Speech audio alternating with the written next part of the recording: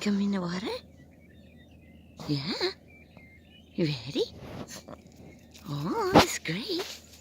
This is great. Ja, Kenny is hier nog. Ze is hier nog. Oh. Oh, yummy. Yummy. Awesome. Papa, come. Come, Silver.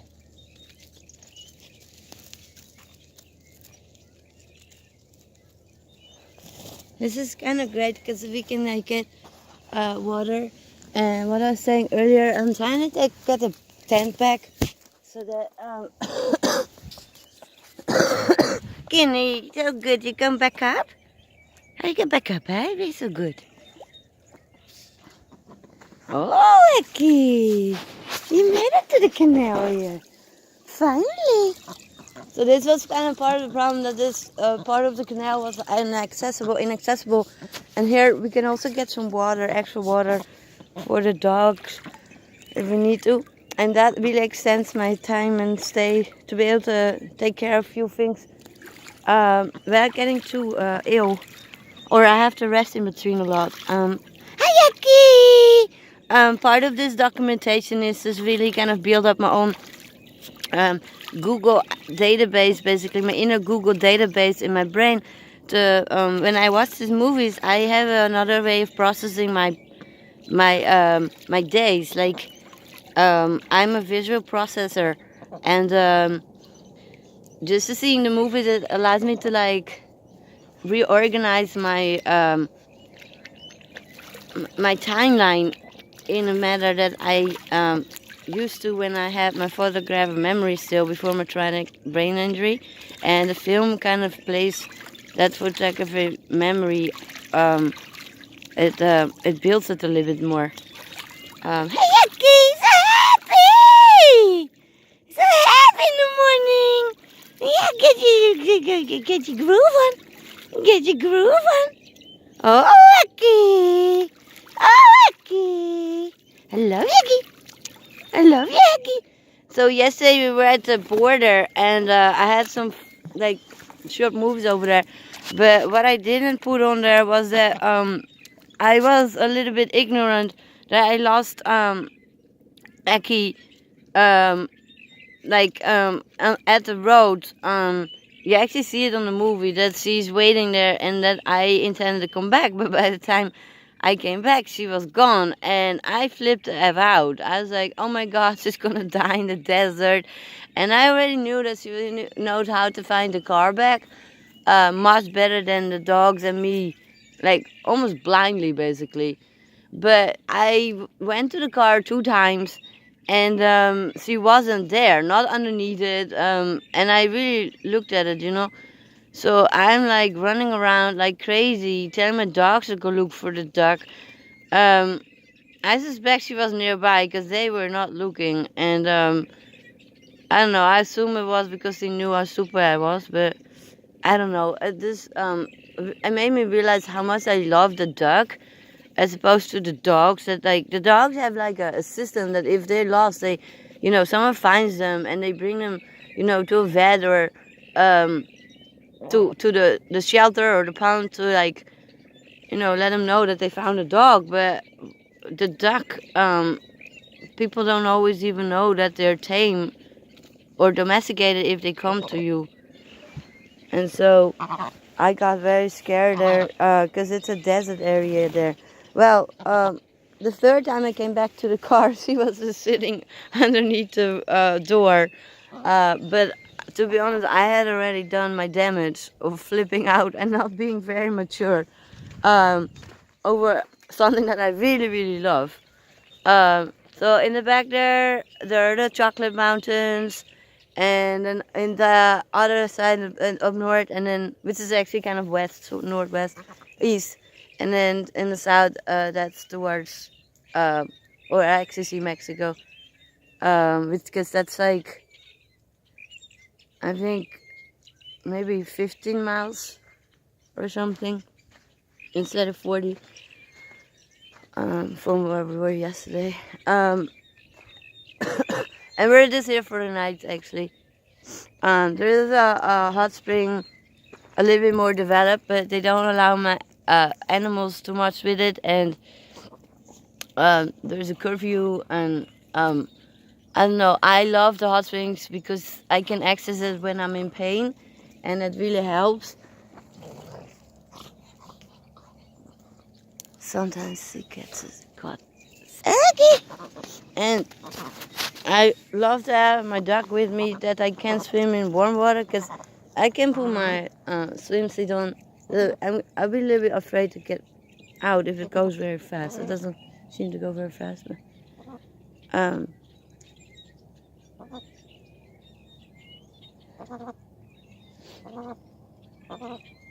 so this is really awesome that we have water nearby. That is accessible. Actually, I love my dog, but I do go extra length to give her access to full body water 4 times a day at least, and I prefer to live next to it so she has access to it whenever she wants to, because she really loves the water. So that's really often live next to the water. You may be able to come close even down the road. So if you go 10 miles south, there is the hot spring, and on the other side, if you go even 10 more fast, which is very clear near to the border, that's like an also unpaid area past the past the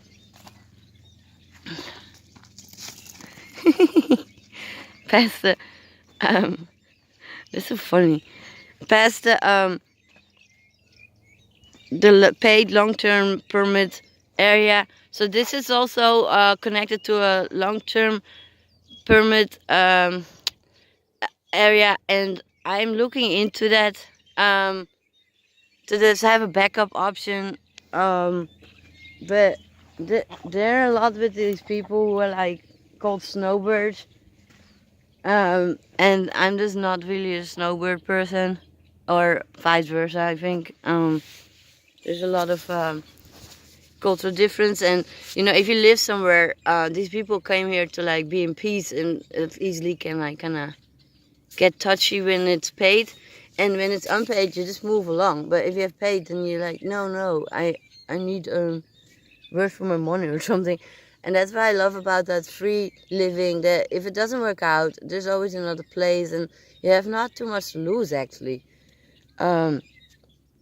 because there are people everywhere, and sometimes you get along, sometimes it just doesn't work out.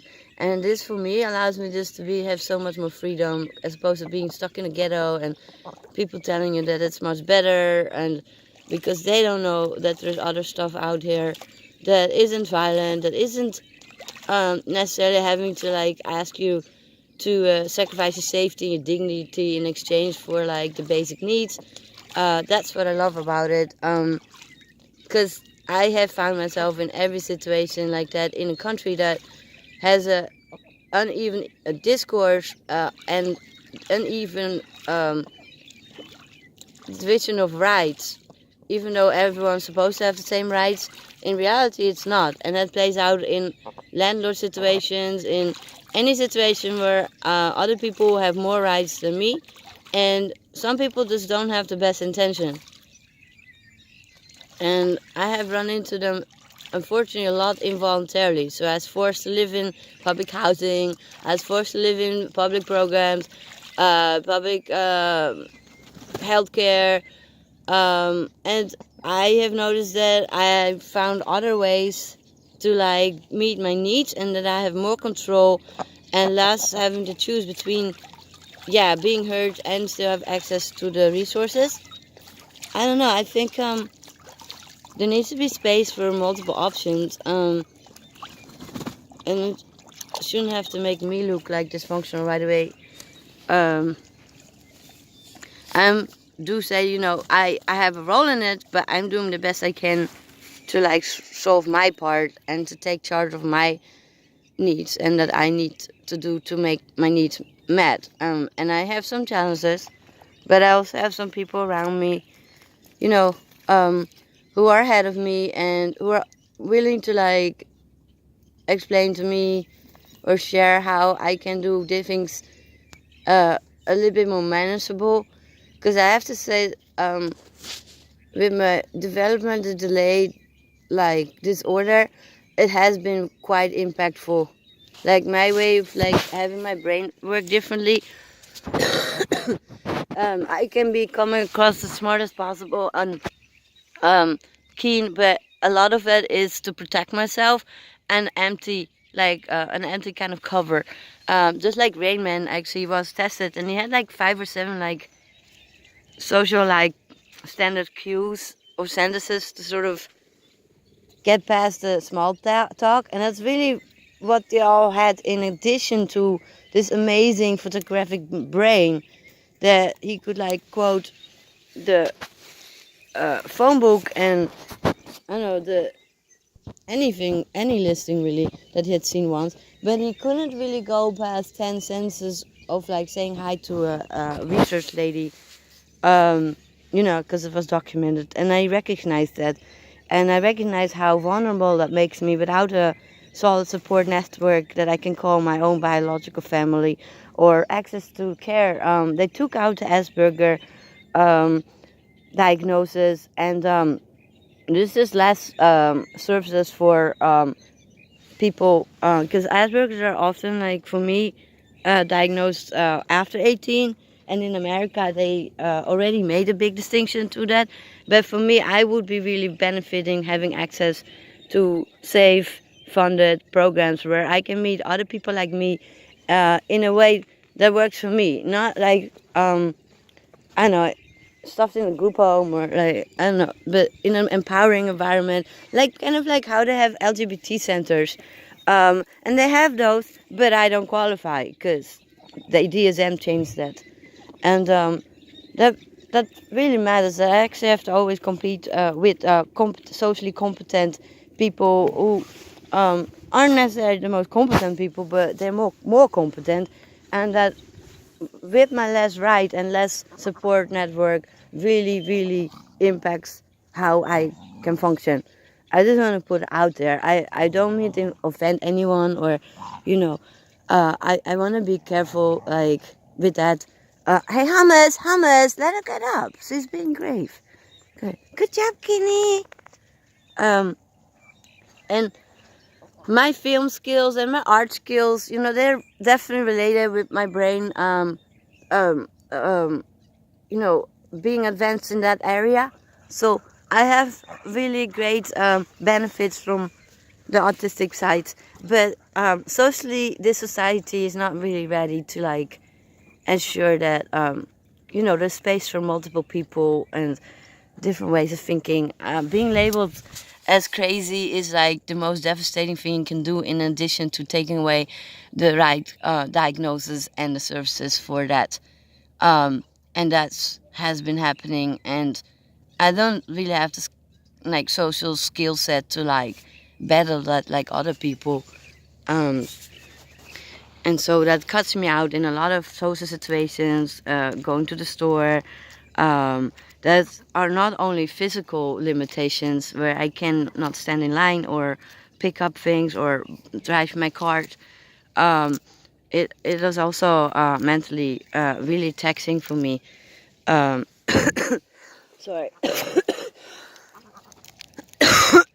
And my animals are life-saving. They have a way of communicating with me that allow me to feel really in tune as opposed to with people. And then the harassment that I've been here and there mentioning, that's been going on for quite a while, and as crazy as it sounds, but and there is a reason for that. I will mention things in other videos throughout, probably, but they really target my inability to connect the same way, and they physically and mentally just really hurt me over that.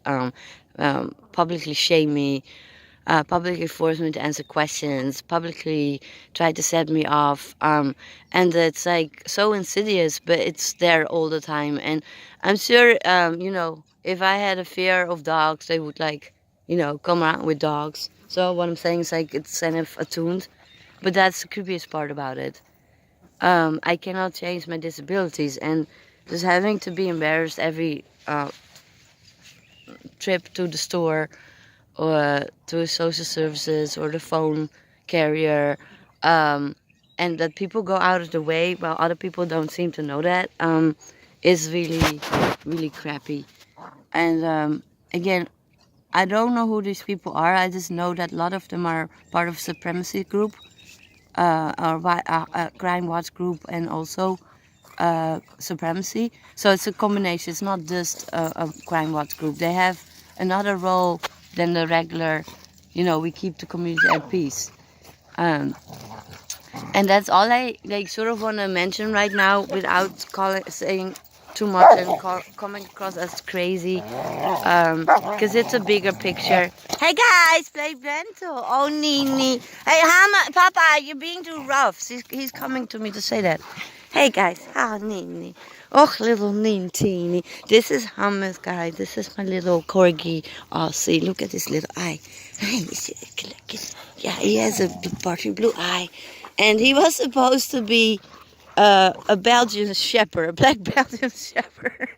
And people kept making fun of me because he didn't grow.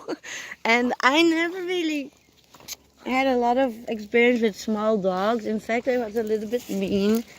And Amos really taught me how much I love any being.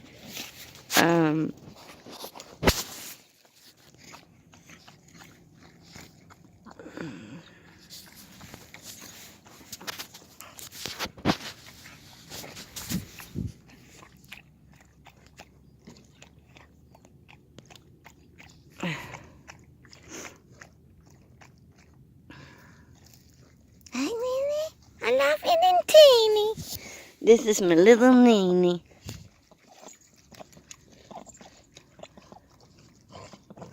Yeah, you happy, Aki? Look at that little tail. In excitement. Oh, Aki. She sings when she's happy. And again, it's so different than with people. They're so obvious with their expressions, and I also have to say, when I live with them 24/7, this close up, and I've noticed that with other people online who live this outdoor lifestyle, either from the vehicle or in a camping way, that they have they know a different kind of attuned relationship with the animals. And I have to say that I have grown enormously.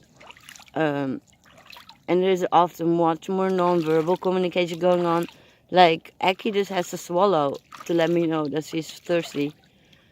And then she shakes her head when she's done being thirsty, that she has enough water. In a way, I wish that people were like that, but people are so much more challenging and unpredictable. And, it just takes me a little longer.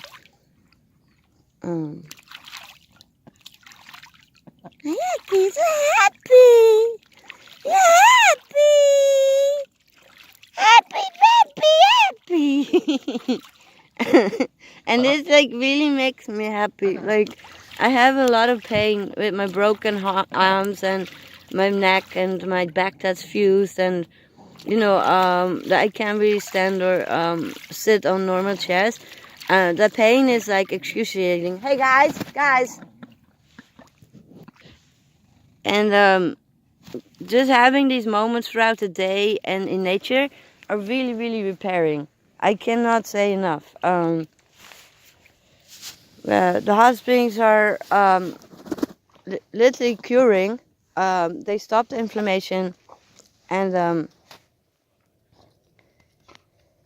can do it, Aki. You want to go back to the car and get some eating? Yeah, we're going to get some eating. Whoa! Oh, look at you. Oh, yeah. This is my baby. Hi, baby Aki. Come on, Guinea. Come on, little Guineas. So, yeah, thank you for waking up with us for the moment. And you're going to have an awesome day. It's definitely as windy. That totally makes a big difference. Love y'all.